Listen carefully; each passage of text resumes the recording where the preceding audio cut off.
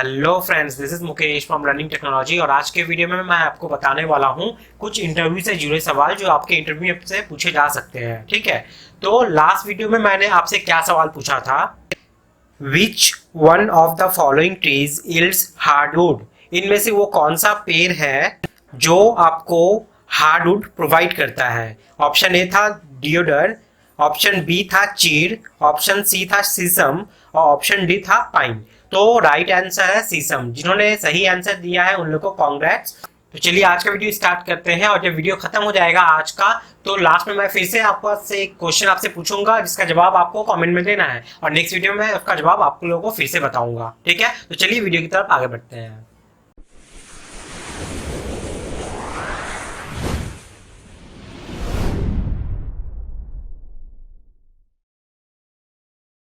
तो आज का सबसे पहला सवाल हमारा क्या है, यहाँ पे देखिए, compressive strength of OPC after 3 days should not be less then. OPC cement जो होता है उससे हम लोग जो मोटर बना के उसका क्यूब टेस्ट करते हैं। ठीक है, तो जनरली ये 33 गेट के लिए बोला जा रहा है।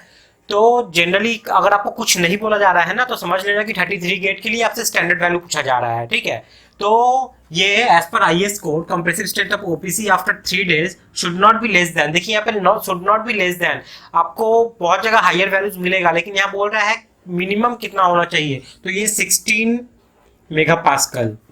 ठीक है, 16 MPa, इसका मतलब 16 न्यूटन पर मिलीमीटर स्क्वायर। आपको बहुत जगह ये 11.5 भी देखने को मिलेगा, बट वो सही नहीं है। आपको 16 न्यूटन पर मिलीमीटर स्क्वायर मिनिमम ओपीसी का वैल्यू होना चाहिए। ठीक है, जब वो 3 days के बाद आपको उसका स्ट्रेंथ चेक करते हो तो। ठीक है, 16 मेगा पास्कल या 16 न्यूटन पर मिलीमीटर स्क्वायर, ये आंसर आपको देना होगा। Next, with increase in moisture content the bulking of sand. ठीक है, आपसे एक रिलेशन पूछा है कि जब हमारा मॉइस्चर कंटेंट बढ़ रहा है तो बल्केज ऑफ सैंड जो है उस पर इसका क्या इफेक्ट पड़ेगा। ठीक है, तो देख लीजिए, पहले ग्राफ में आपको समझाता हूँ। ग्राफ कुछ ऐसे होता है बल्केज का मॉइस्चर के रिस्पेक्ट में। जब आपका मॉइस्चर कंटेंट बढ़ रहा है ना, तो बल्केज ऑफ सैंड कैसे वेरी करता है। देखिए, बल्केज ऑफ सैंड क्या होता है, धीरे धीरे बढ़ता है, मैक्सिमम वैल्यू तक जाने के बाद फिर ड्रॉप कर जाता है। ठीक है, बल्केज ऑफ सैंड क्या होता है, मैक्सिमम वैल्यू तक अपना जाएगा, फिर जाके वो ड्रॉप कर जाएगा जब मॉइस्चर कंटेंट बढ़ रहा है उसके हिसाब से। ठीक है, आप मॉइस्चर कंटेंट क्या करो, मैं क्या बोलना चाह रहा हूँ, एक पतीला लो या ग्लास लो, कुछ भी, उसमें बालू रखो, फिर उसमें पानी डालते जाओ, पानी डालते जाओ।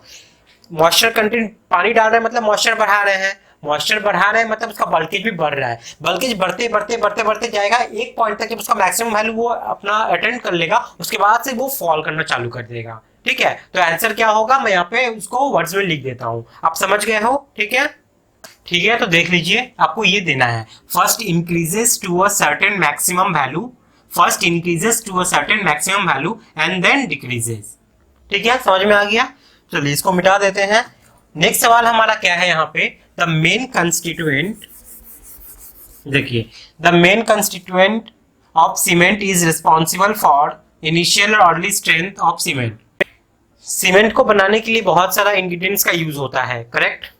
उसके बाद जब हम लोग सैंड वैंड किसी के संग भी जब हम उसको मिक्स करते हैं तो वो क्या होगा, सेट होना चालू करेगा। ठीक है, तो जब सेट होना चालू करेगा वो अपना स्ट्रेंथ गेन करना भी चालू करेगा।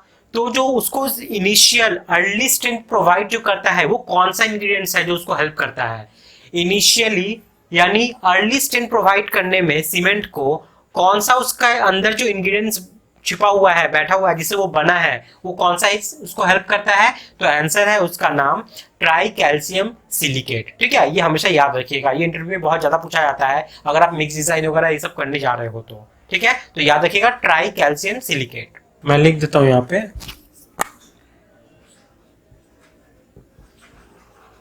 Try calcium silicate.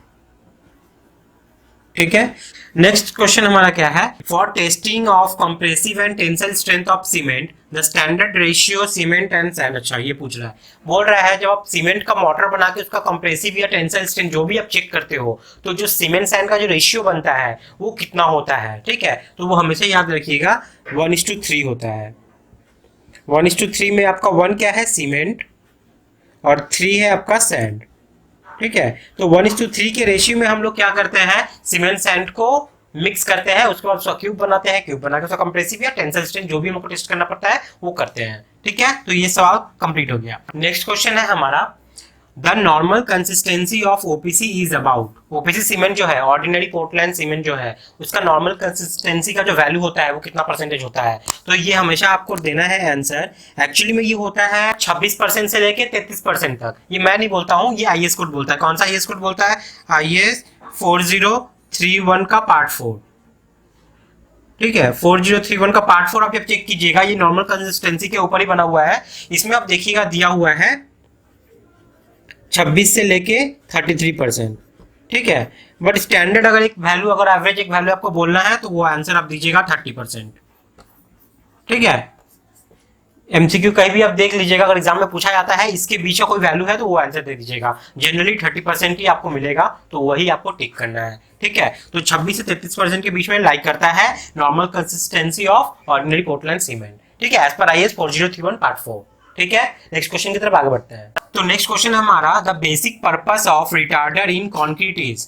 कॉन्क्रीट में रिटार्डर मिलाने का मेन फंक्शन क्या होता है? रिटार्डर से हमें पता चल रहा है कुछ डिले टाइप। रिटार्ड करो यार, उसको देर करो। और देर किस चीज में? सेटिंग टाइम को अचीव करने में। समझ गए? सपोज हमारे कंस्ट्रक्शन काम, हमारे साइट पे कंस्ट्रक्शन का काम चल रहा है, बट कुछ वजह से मैं अभी कंक्रीट पोरिंग का काम स्टार्ट नहीं कर सकते हैं, तो हम लोग क्या करेंगे, उसमें रिटार्डर मिलाकर उसका सेट होने का जो टाइम है ना उसको बढ़ा देंगे, सेटिंग टाइम को इंक्रीज कर देंगे। समझ गया? मतलब कंक्रीट को डिले करेंगे जमने में।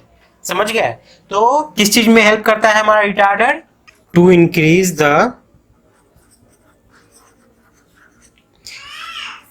Initial setting time of cement paste in concrete. ठीक है, initial setting time of cement paste in concrete. ठीक है, क्वेश्चन क्लियर हो गया। नेक्स्ट क्वेश्चन है हमारा, relation between length and width of septic tank. Septic tank के बारे में आप जानते ही हो, सेप्टिक टैंक क्या होता है, किस लिए यूज होता है, क्योंकि मैंने ऑलरेडी बहुत सारे वीडियोस पे बनाया हुआ है, जाकर उसको देख लेना अच्छी तरीके से। ठीक है, ड्रीम ऑफ कंस्ट्रक्शन वाले सीरीज वाले फोल्डर में भी आपको मिल जाएगा सारा। तो relation between length and width of septic tank. Septic tank, suppose ये मान लीजिए सेप्टिक टैंक है, ये प्लान बना रहा हूँ, ये लेंथ है और ये आप यहाँ पे लेंथ और विड्थ बोला है ना, तो इसको विड्थ पकड़ लेता हूँ, तो ब्रेथ भी पकड़ सकते हो, कोई इश्यू नहीं है। तो लेंथ और विड्थ में क्या रिलेशन होता है? दो रिलेशन होता है, एक तो मिनिमम के लिए होगा, और एक मैक्सिमम के लिए होगा। क्या मिनिमम और मैक्सिमम बताता हूँ। मिनिमम मैक्सिमम आपको क्लियर नहीं हो रहा है मुझे पता है, समझ जाओगे। सपोज मान लो मैं विड्थ को W मान लेता हूँ, विड्थ को W मान लिया, कुछ भी अज्यूम कर लो। ठीक है, 900 से तो कम नहीं रख सकते आप, पहले 750 था, अब 900 से मतलब 3 फीट से कम आप विड्थ नहीं ले सकते हो एक सेप्टिक टैंक का। ठीक है, मिनिमम 3 फीट तो लेना ही होगा। तो मैं मान लेता हूँ इसको W ही मान लेता हूँ। तो मिनिमम जो आपका लेंथ है वो कितना आपको रखना होगा? 2 × W। ठीक है, ये थंब रूल है, 2 × W मिनिमम आपको रखना होगा। क्या है? लेंथ। ये लेंथ मैं निकाल रहा हूँ। ठीक है, पहले आपको विड्थ ले लेना होगा, विड्थ के हिसाब से आपको लेंथ रखना होगा। ठीक है, अब देखिए विड्थ मैं रख लिया हूं W, लेंथ आपका मिनिमम होगा 2 × W, तो मैक्सिमम कितना रख सकते हैं हम लोग? 4 × W। ठीक है, इसका मतलब क्या है, सपोज मान लीजिए मैं विड्थ एक मान लेता हूं 1 मीटर, मान लेते हैं 1 मीटर विड्थ। ठीक है, मिनिमम 3 फीट तो रखना ही होगा 900, तो 1 मीटर मैं मान लेता हूं। तो मिनिमम लेंथ हम कितना रख सकते हैं? 2 × W मतलब 2 मीटर, और मैक्सिमम कितना रखना होगा? 4 × W मतलब W मेरा 1 है, 4 × 1 4 मीटर। समझ में आ गया?